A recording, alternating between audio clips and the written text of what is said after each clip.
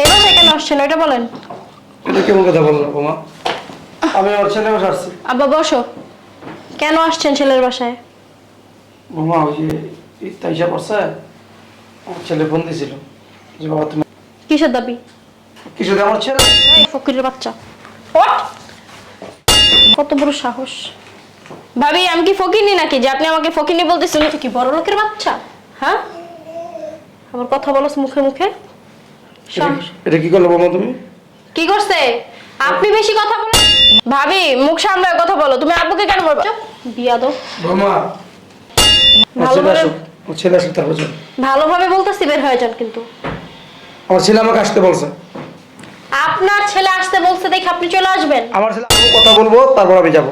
কথা বলতে তো আসেন নাই, দেখা করতে তো আসেন নাই, আসছেন তো টাকা নিতে। তো টাকা নিবো না, আমার ছেলে টাকা আমি নিবো না। কেন? কিসের টাকা? কিসের টাকা? ঈদ আসতে না আসতে জাকাত ফেতরা নিতে চলে আসেন নাকি? এক কথা বোমা তুমি বারবার বলবো না। এই, আমি আমার ছেলের কাছে আসছি।